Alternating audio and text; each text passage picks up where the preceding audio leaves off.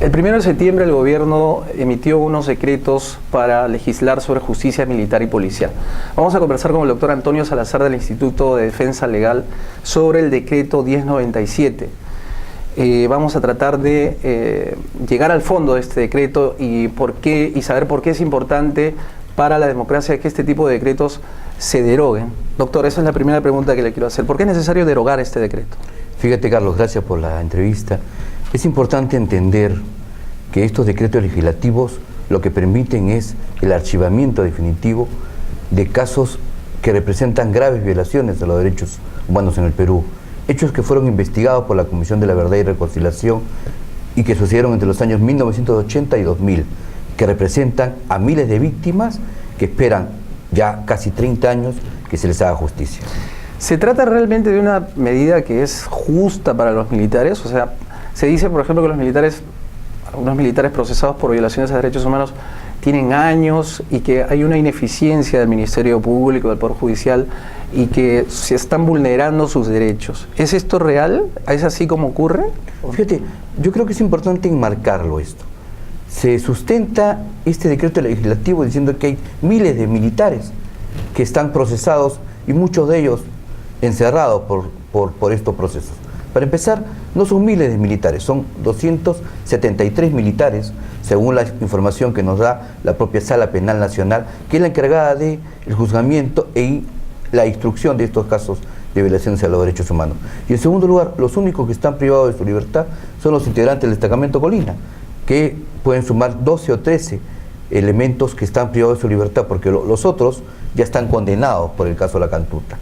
Por supuesto, lo más adecuado para un procesado es que se resuelva su situación jurídica, no que se le archive el proceso, porque fíjate, en un caso como este, ya ocurrió antes, la Comisión Interamericana y la Corte Interamericana pueden anular nuevamente esta situación y volver a empezar los juicios contra estas personas. Para ellos, lo más adecuado es que se resuelva. Si son culpables, serán sancionados. Si son inocentes, serán absueltos. Pero ¿por qué tantos años y los procesos, por ejemplo, de Barrios Altos, procesos por violaciones a derechos humanos, duran tanto y luego los militares o los acusados dicen se están vulnerando mis derechos? Fíjate, uno de los temas centrales, y eso es lo que debemos entender muy bien, es la dilación de los procesos. Esta dilación de los procesos no es responsabilidad de los magistrados. De repente sí del sistema, porque son magistrados o son jueces o son vocales, que además de esta carga de los casos de derechos humanos tienen otros casos que resolver. No es exclusivo el trabajo para estos temas, pero además a eso se suma el hecho de que los casos tienen muchos procesados, es decir, son casos complejos, y además tienen muchas víctimas, que cada víctima tiene un conjunto de testigos que pueden dar fe de lo que ocurrió. Eso demora un proceso, pero además a eso se suma la dilación propia de los acusados, presentando excepciones, recusaciones, dilaciones, certificados médicos. Fíjate, un ejemplo concreto, Julio Salazar Monroe. Su ausencia del juicio oral del caso de Resortes ha sido de 4 meses. 4 meses en los cuales él ha ido sustentando con certificados médicos que se encontraba mal de salud. La sala ha tenido que esperar 4 meses para decirle que ya no puede dar su declaración, su defensa material, por esa dilación indebida de este señor. Y además, ojo, dicho sea de paso, presentando certificados médicos falsos, como se ha podido determinar luego. Otro tema que llama la atención es el tema de la prescripción de delitos de lesa humanidad. De por sí suena un poco contradictorio, porque sabemos que los delitos de lesa humanidad, los crímenes no prescriben. Sin embargo, esta norma permitiría eso. ¿Cómo nos puede explicar esta imprescriptibilidad, esta lógica de que los crímenes de derechos humanos o crímenes de lesa humanidad no prescriben? Proviene de lo que fue la culminación de la Segunda Guerra Mundial, donde la humanidad, a través de la Asamblea General de Naciones Unidas, pudo establecer que los nazis habían asesinado a millones de personas, y esos asesinos habían fugado, muchos de ellos.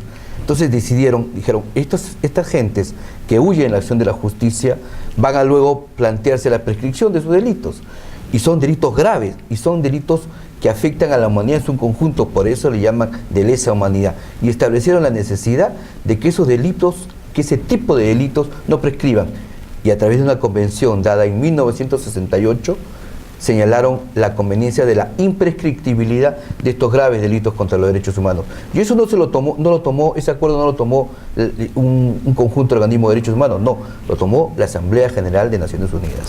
Finalmente, se habla también de un sobreseguimiento o archivamiento. Sabemos que en 14 meses pues, es casi imposible que un caso complejo, donde hubo crímenes, donde hay muchos testigos y muchos implicados, se pueda llevar a cabo un juzgamiento, una sentencia. Esto también como reflexión final. Finalmente, ¿esto hacia qué apunta? O sea, estos decretos finalmente son inconstitucionales, atentan contra el Estado de Derecho, contra la democracia.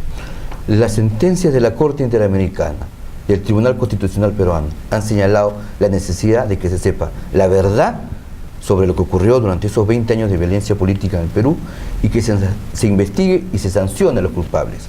Estas normas, como el decreto legislativo 1097, están orientadas al archivamiento y a la prescripción, es decir, a cerrar este capítulo de todos los casos de graves violaciones a los derechos humanos, con lo cual miles de víctimas quedarían sin verdad, sin justicia y sin reparación. Esto es lo grave. Muchos de ellos dicen, los perpetradores no pueden estar tantos años investigados. ¿Y las víctimas? ¿Quién ve por las víctimas? El Estado les ha puesto abogados a los perpetradores. El Estado les da un decreto legislativo a los perpetradores.